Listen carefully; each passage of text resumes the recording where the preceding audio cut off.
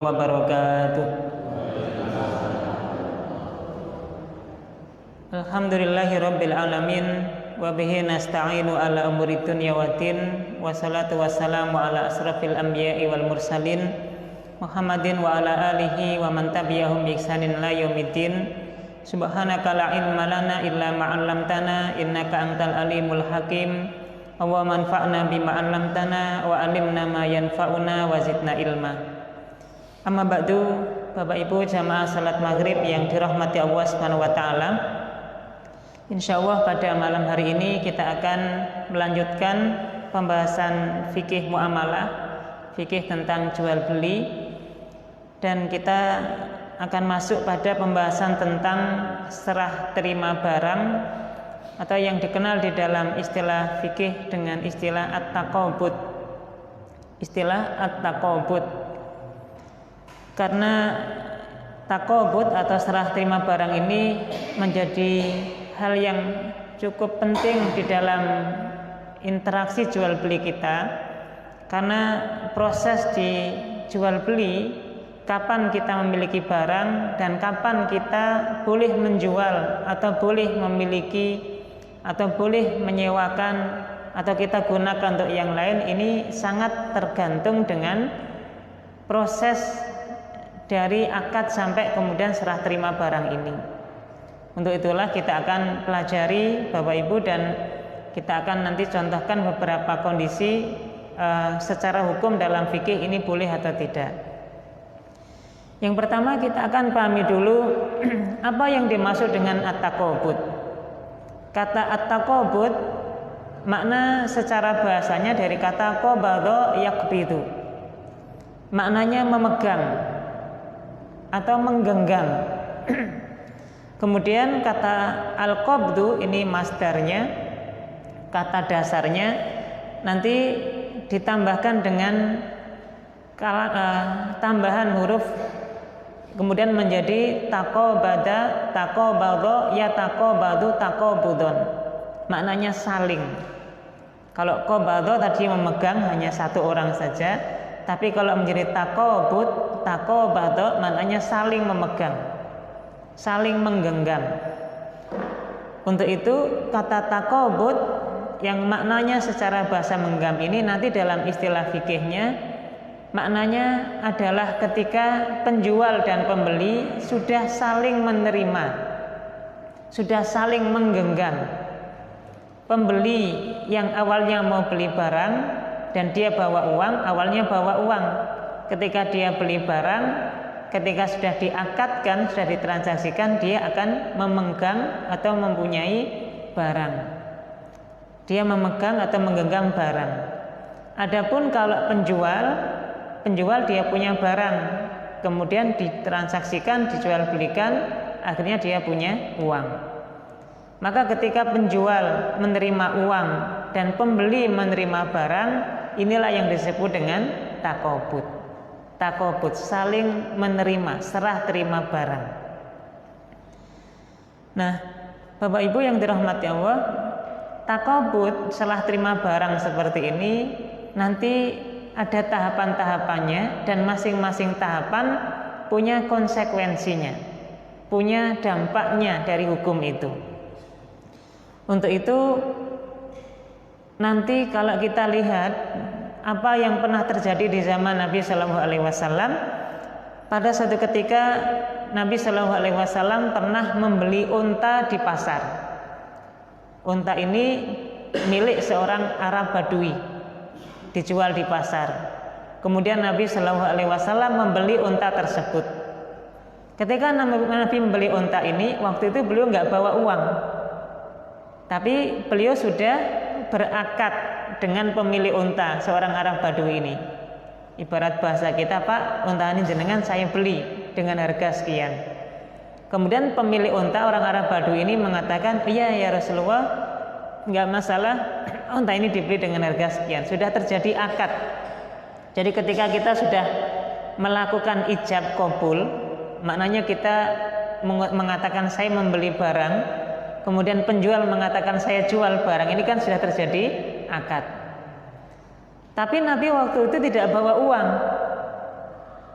tidak bawa uang, dan sudah terjadi akad.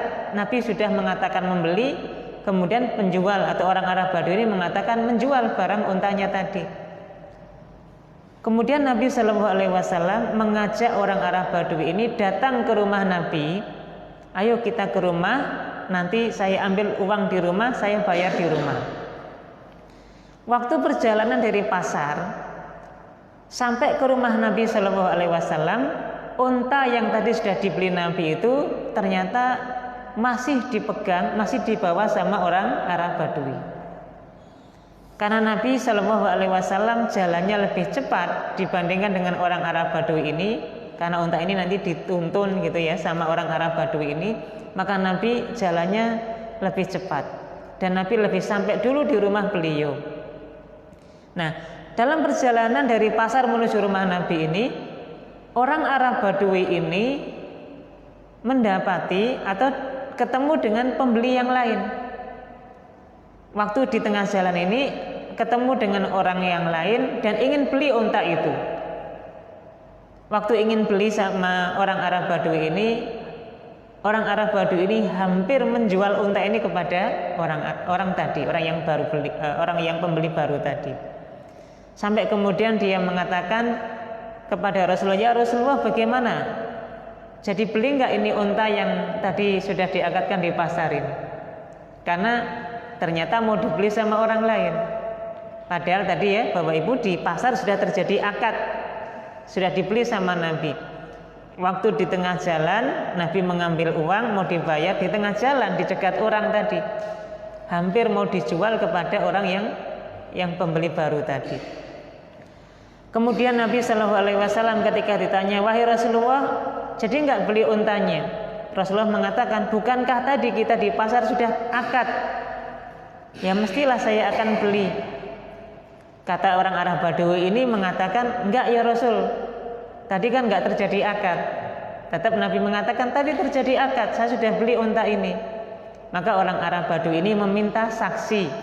Kalau begitu ya Rasulullah, datangkan seorang saksi bahwa tadi sudah terjadi akad jual beli unta ini. Emang dasar orang Arab Badui ini kayak gini ya, ngeyel orangnya ya. Akhirnya Nabi mendatangkan seorang saksi dan orang ini mengatakan, benar wahai orang Arab Badui, tadi saya melihat bahwa Nabi Shallallahu Alaihi Wasallam sudah membeli unta ini.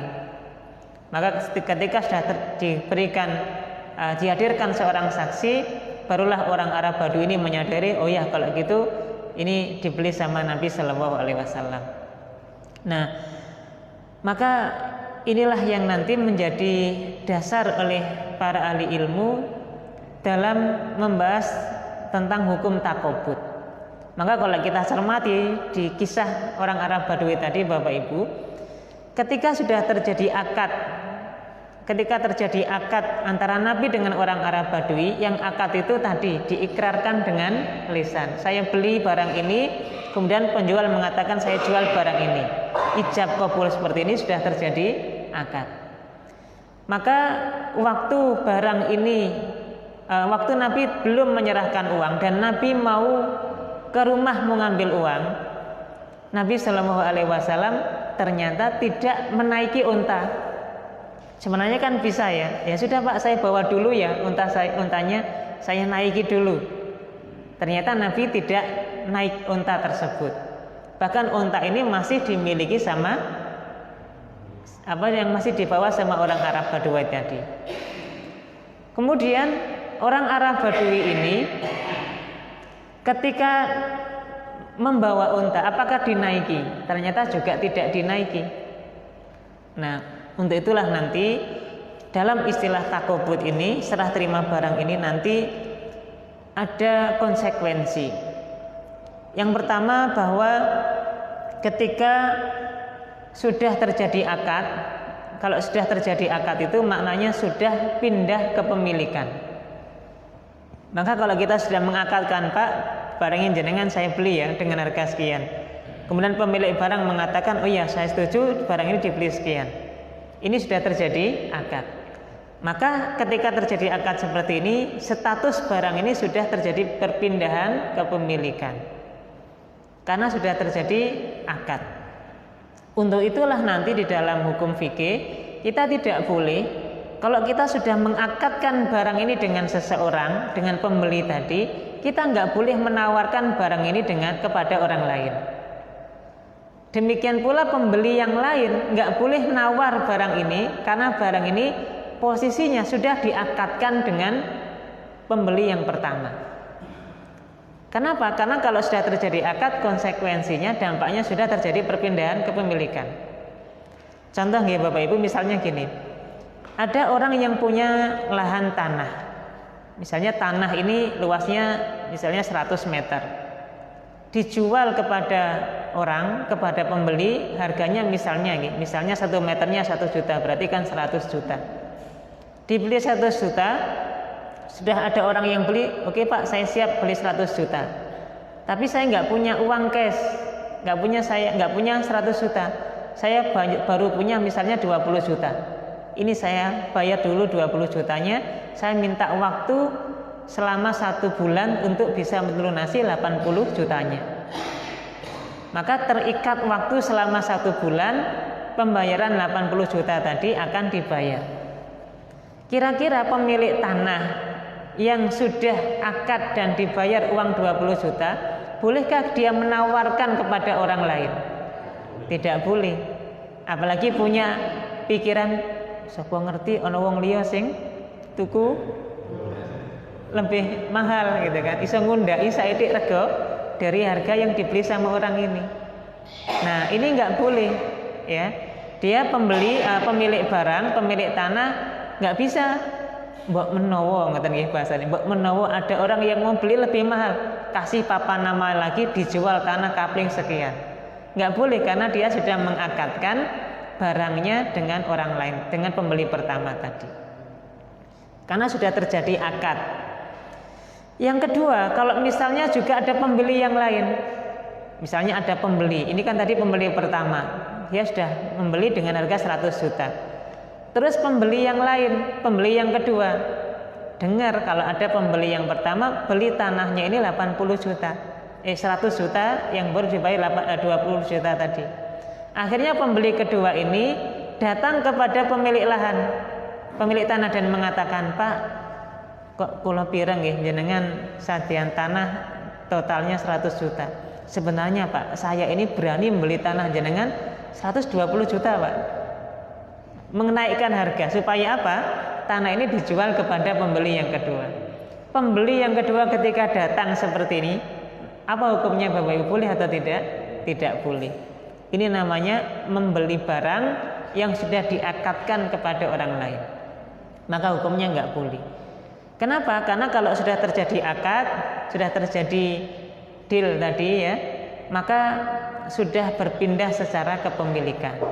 Sudah berpindah secara kepemilikan. Kemudian yang kedua, kalau sudah terjadi serah terima barang. Kalau akad kan tadi masih sebatas lisan. Tapi kalau sudah terjadi serah terima barang, sudah terjadi serah terima barang, maknanya pembeli sudah menerima uangnya cash total, atau barangnya sudah diberikan kepada pembeli. Ini namanya sudah terjadi serah terima barang. Nah, kalau sudah terjadi serah terima barang ini, maka sudah berpindah tanggung jawab. Jadi kalau sudah masih sebatas akad, baru berpindah kepemilikan barang. Tapi kalau sudah terjadi serah terima barang, sudah terjadi takobut, sudah terjadi pindah tanggung jawab barang. Mananya gini Bapak Ibu, misalnya kita misalnya beli cangkir, kita datang di toko, kita beli cangkir. Waktu di toko barang uang sudah kita serahkan, cangkir kita sudah terima. Kemudian kita keluar dari toko tersebut. Ternyata di tengah jalan jatuh, pecah. Kira-kira yang menanggung resiko pecah cangkir waktu kita beli sampai keluar rumah ini siapa Bapak Ibu? Sudah pembeli. Kenapa? Karena sudah terjadi takobut. Karena sudah terjadi perpindahan sekaligus pindah tanggung jawab barang itu. Maka kalau terjadi kerusakan barang, ini menjadi tanggung jawab pembeli. Tapi kalau misalnya sebatas misalnya kita masih di toko, Pak saya mau beli barang ini nggih, baru sekedar mau beli, terus pembeli mengatakan oh iya Pak silakan dibeli, penjual mengatakan silakan dibeli, tiba-tiba barangnya pecah masih di toko, siapa yang bertanggung jawab mengganti barang ini? Penjual, karena belum terjadi takobut, belum terjadi serah terima barang. Nah, jadi ini urutannya Bapak Ibu. Kalau sudah terjadi takobut berarti sudah terjadi perpindahan tanggung jawab. Yang kedua, kalau sudah terjadi takobut seperti ini, maka nanti pembeli sudah punya hak. Apakah dia akan menjualnya ke orang lain, apakah dia akan pakai sendiri, ataukah dia akan menyewakan kepada orang lain, ini sudah haknya pembeli.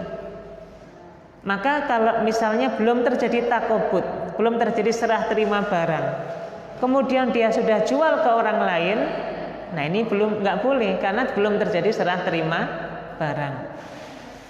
Untuk itu kalau kita sudah menerima barangnya, sudah kita dapati barang itu kita sudah ambil, maka ini yang kemudian boleh kita jual ke orang lain atau boleh kita manfaatkan secara pribadi. Di antara dalil yang lain, ada seorang sahabat yang bernama sahabat Hakim bin Nizam atau Hakim bin Hizam radhiyallahu anhu bercerita. Hakim bin Hizam ini tentu seorang sahabat yang juga sehari-harinya sebagai seorang pedagang, jual beli. Dan nanti banyak hadis-hadis yang berkaitan dengan jual beli dialami oleh Hakim bin Hizam ini yang kemudian nanti Nabi Shallallahu Alaihi Wasallam memberikan jawaban-jawabannya. Suatu ketika Hakim bin Hizam ini pernah berkata kepada Nabi, ya Rasulullah, saya menjual makanan. Saya menjual makanan sebelum saya terima. Jadi dia pesan ke orang lain, belum dia terima barang tersebut, dia sudah jual ke orang lain lagi. Dan saya mendapatkan keuntungan dari transaksi makanan tersebut. Maka kemudian Hakim bin Hizam bertanya kepada Nabi ini, kemudian Nabi Shallallahu Alaihi Wasallam mengatakan kepada Hakim bin Hizam, la tabi hatta taqbidahu. Kata Nabi, jangan engkau jual barang tadi, jangan engkau jual barang yang baru engkau pesan tadi sebelum engkau menerimanya, sebelum engkau menerima barang tersebut. Sehingga kalau secara kondisi ini Hakim bin Hizam ini berarti dia pesan barang ke orang lain, sudah jadi barangnya, belum diambil barangnya, belum terjadi serah terima, tapi dia sudah menjualnya ke orang lain, dia sudah dapat untung. Misalnya dia pesan barang tadi per bijinya misalnya 1.000 misalnya, kemudian belum terjadi serah terima barang, dia sudah jual ke orang lain. Dia sudah jual ke orang lain, dipromosikan ke orang lain, harganya per bijinya 1.500. Per itemnya, per bijinya sudah dapat untung 500. Padahal belum terjadi serah terima barang. Maka kata Nabi, la tabi'hu hatta taqbidahu. Jangan engkau menjual barang tersebut sampai terjadi serah terima barang. Jadi pembeli ini baru boleh menjual barangnya kalau sudah dia ambil, kalau sudah terjadi serah terima barang. Demikian pula hadis yang lain, misalnya hadis yang disampaikan oleh Abdullah bin Umar dan Abdullah bin Abbas radhiyallahu anhum, Nabi Shallallahu Alaihi Wasallam bersabda, man ibta'a ta'aman fala yabi'hu hatta yastawfiyahu. Ketika dia membeli makanan, janganlah dia menjual sampai dia menerimanya. Ini menandakan kalau hanya sebatas akad saja, sebatas kita pesan barang, ini belum cukup kita untuk bisa menjual barang tersebut ke orang lain sampai sudah terjadi serah terima barang. Kemudian kata Ibnu Abbas mengatakan, wa aksibu kulla syai'in mislahu. Kata Ibnu Abbas, saya mengira atau menurut saya hal seperti ini, ketentuan seperti ini tidak hanya berlaku di makanan, tapi semua yang ditransaksikan juga berlaku hal yang sama. Untuk itu, Bapak Ibu, ketika belum terjadi takobut, ketika belum terjadi serah terima barang, maka kita belum boleh menjualnya ke orang lain. Kita belum boleh, misalnya kalau kita mau sewakan ke orang lain, belum boleh. Kenapa? Karena belum terjadi serah terima barang. Sekali lagi, kalau kita urutkan dari proses kita transaksi itu, berarti diawali dengan akad dulu. Kita jual barang, ada pembeli yang datang membeli barang tersebut, terjadi akad, deal harga, berapa pembayarannya, berapa kali dibayar kalau misalnya ada angsuran atau jual beli kreditnya, maka ini namanya akad. Ketika sudah terjadi akad, hukumnya atau dampaknya sudah berpindah ke pemilikan. Ketika sudah terjadi serah terima barang, penjual menyerahkan barangnya, pembeli menyerahkan uangnya, maka sudah terjadi takobut. Kalau sudah terjadi takobut seperti ini, dampaknya adalah sudah berpindah tanggung jawab barang. Kalau terjadi kerusakan, kalau terjadi hal yang misalnya kerugian dari barang tersebut, misalnya pecah dan seterusnya, maka ini sudah menjadi tanggung jawab pembeli karena sudah terjadi takobut. Ketika sudah terjadi takobut juga, maka pembeli sudah berhak, mau dia gunakan sendiri, mau dia jual ke orang lain, mau dia misalnya sewakan ke orang lain, atau mungkin mau apapun ya, diapakan gitu ya. Ini sudah menjadi hak pembeli karena sudah terjadi takobut. Nah, untuk itu Bapak Ibu, misalnya gini ya, ini dalam kasus jual beli online misalnya ya. Misalnya Bapak Ibu beli dalam kondisi online, membeli barang yang barangnya belum dilihat karena kan online, ya hanya lihat gambar atau ukuran-ukurannya saja. Ketika sudah dibeli, dalam kondisi proses dikirim, kalau dalam proses dikirim belum sampai ke rumah, itu sudah terjadi takobut atau belum Bapak Ibu? Belum terjadi takobut karena belum menerima barang. Kemudian dalam proses mau diakadkan itu atau dikirim itu, ternyata kita kemudian langsung jual ke orang lain, langsung kita jual ke orang lain. Misalnya ada orang yang beli dari kita langsung jual ke orang lain, kita langsung kirim ke alamat orang yang beli tadi. Boleh atau tidak kayak gini Bapak Ibu? Tidak boleh. Kenapa? Karena belum terjadi takobut kita dengan pemilik barang yang tadi kita beli itu. Belum terjadi serah terima barang secara detail, secara hakikinya antara kita sebagai pembeli dengan orang yang menjual barang.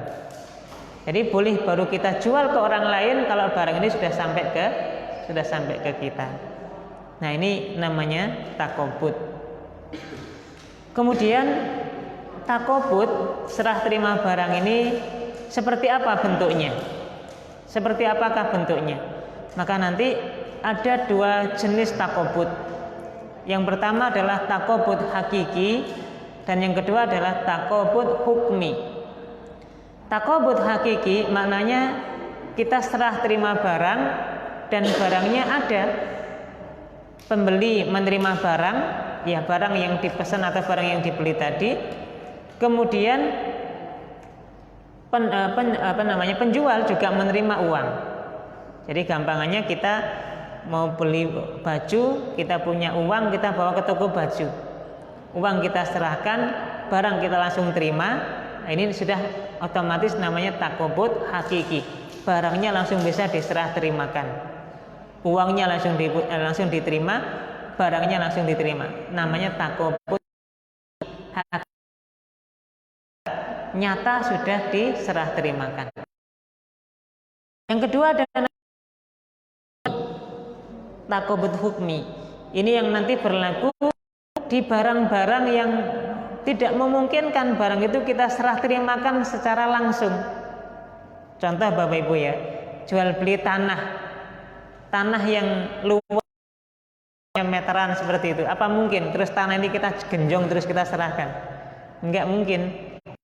Atau kita beli rumah, apa rumah kemudian kita angkat, ini Pak rumah jenengan pesan kan nggak mungkin. Nah, bagaimana bentuk takobutnya? Ada namanya takobut. Bagaimana takobut? Dengan simbol, misalnya kalau kita beli rumah itu dikatakan sudah terjadi serah terima kalau misalnya sudah diserahkan apanya Bapak Ibu? Diserahkan sertifikat. Ini berarti sudah terjadi serah terima. Tanah juga demikian, misalnya kita beli kaplingan tanah. Bagaimana bentuk takobutnya? Ya, kalau sudah terjadi takobut hukmi, karena kita nggak mungkin tanah yang apa adanya kita serahkan, mesti ada sertifikat. Kalau sudah diserahkan, ini berarti sudah terjadi. Termasuknya kita jual beli ruko misalnya ya, kita mau beli ruko. Apa yang menjadi serah terima ruko ini? Ya kunci tadi, bisa jadi kunci ruko kita ambil, uang kita transfer, uang kita serahkan, kunci kita ambil, kunci kita terima. Ini sudah terjadi takobut hukmi. Nah kalau kita sudah terjadi maka hukumnya boleh kita manfaat, boleh kita sewa ke orang lain, tidak masalah. Nah untuk itu ini menjadi penting. Umumnya ya kadang tidak proses ini tidak berjalan tuntas, kemudian kita sudah jual ke orang lain, kita sudah sewakan ke orang lain, padahal secara hukum tidak dibolehkan. Sampai terjadinya takobut ini, sampai terjadinya takobut. Ya Bapak Ibu, ini sebagai pengantar ya tentang takobut yang kemudian secara ketentuan fikih barang itu harus kita terima dulu, kemudian baru kita jual ke orang lain karena sudah pindah tanggung jawab. Bukan hanya sekedar pindah kepemilikan, tapi juga sudah pindah tanggung jawab barang. Demikian sebagai pengantar diskusi tanya jawab. Silakan Bapak Ibu, mungkin ada yang ditanyakan. Oke, silakan. Waalaikumsalam warahmatullahi wabarakatuh.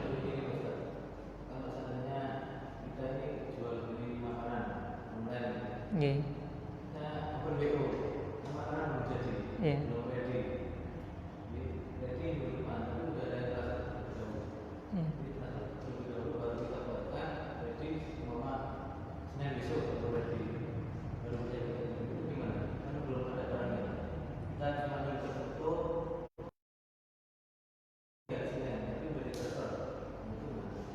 Ya.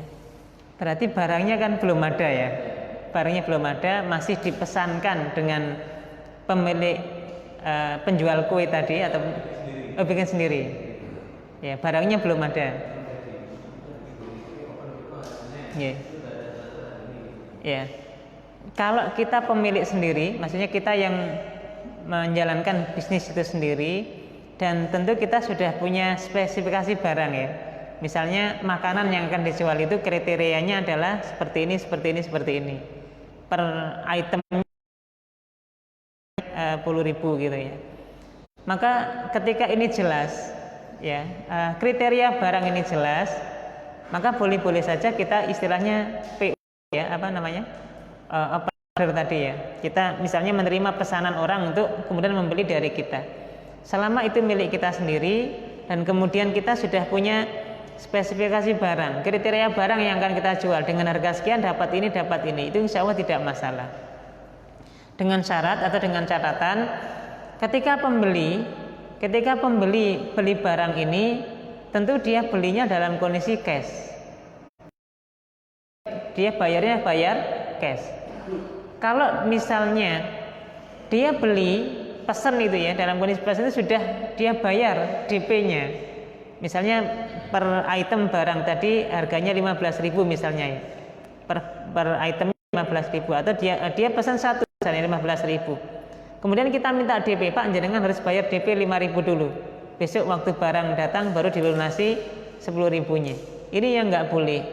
Kenapa nggak boleh? Ini yang termasuk jual beli hutang dengan hutang.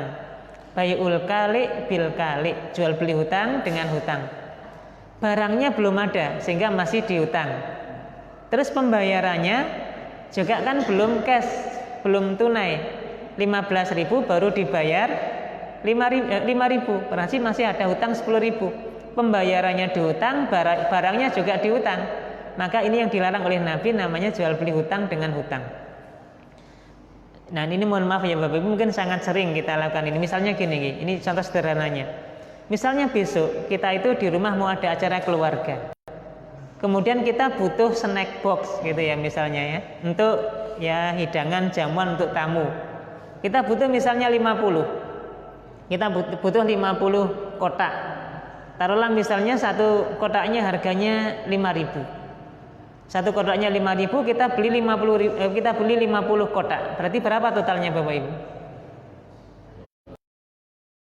250.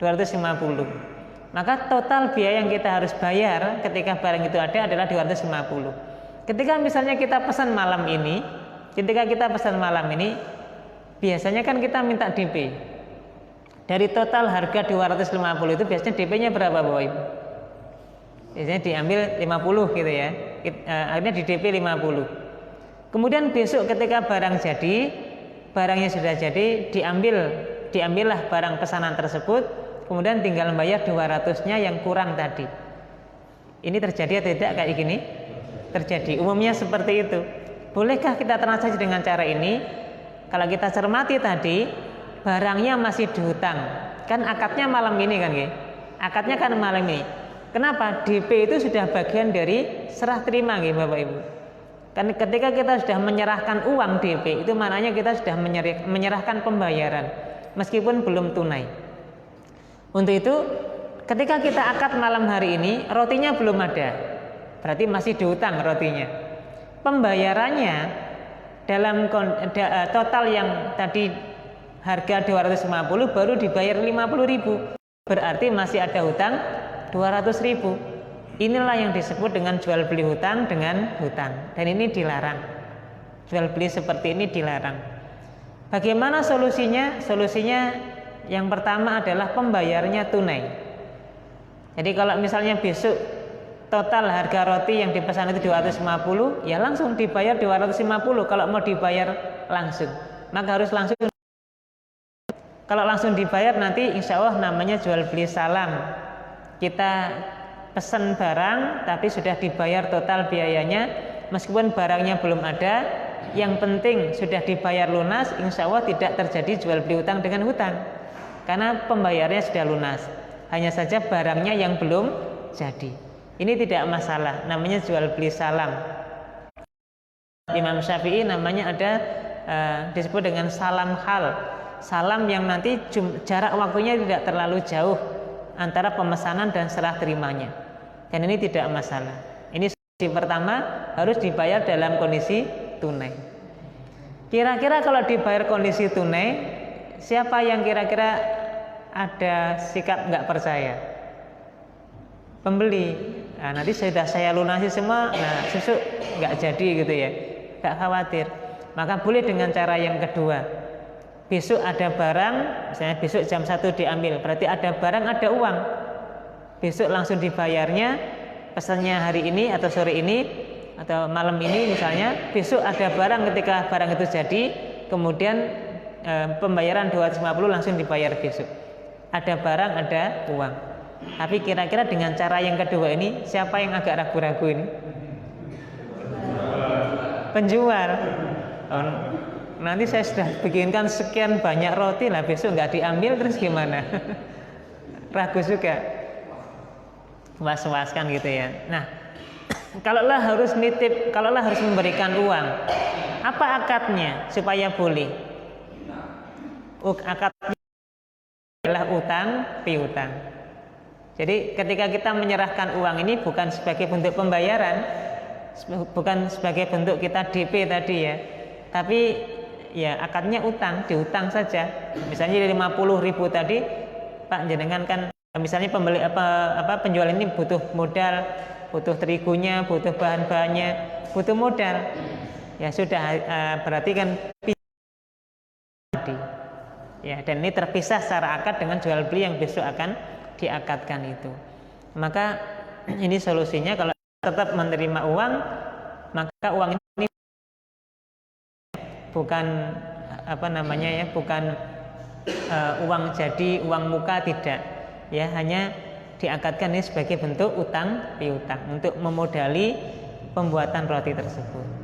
Untuk itu dalam kondisi misalnya kita pemilik barang, jual makanan tadi, kita kemudian open order gitu ya, membuka pesanan, boleh-boleh saja ya dengan kondisi tadi. Apakah uangnya langsung ditransfer tunai ya, dan ini jual beli salam namanya, ataukah ketika barangnya ada baru dibayar, ini juga boleh.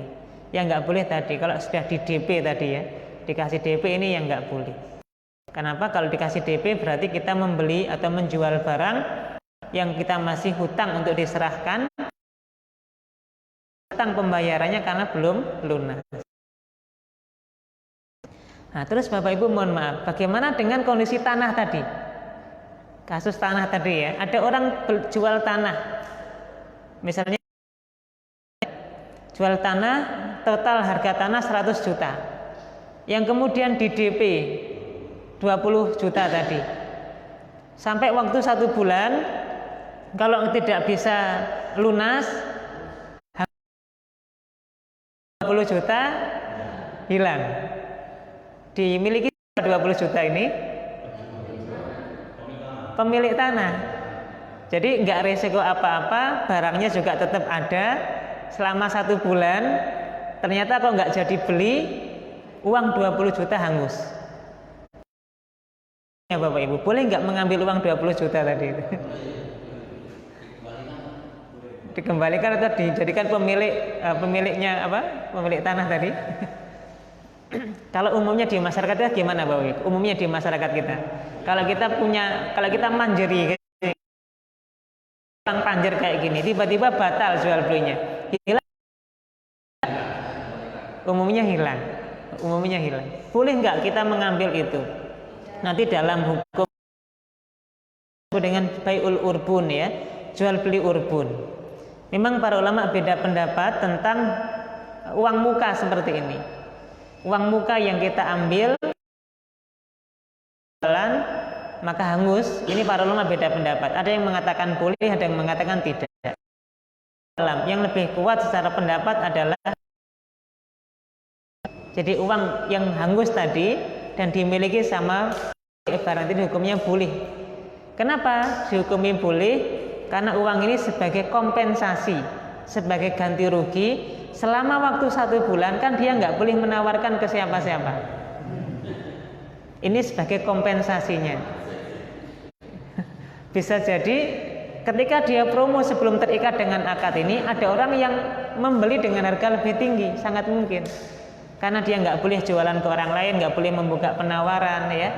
Karena dia sudah terikat dengan akad ini, maka dibolehkan dia mengambil uang panjer tadi dan nggak kembali. Nah itu nanti ada namanya jual beli urbun. Baik, Isya kita cukupkan dengan bacaan hamdalah dan kafaratul majlis. Alhamdulillahirabbil alamin. Subhanakallahumma wa bihamdika wa atubu ilaik. Assalamualaikum warahmatullahi wabarakatuh.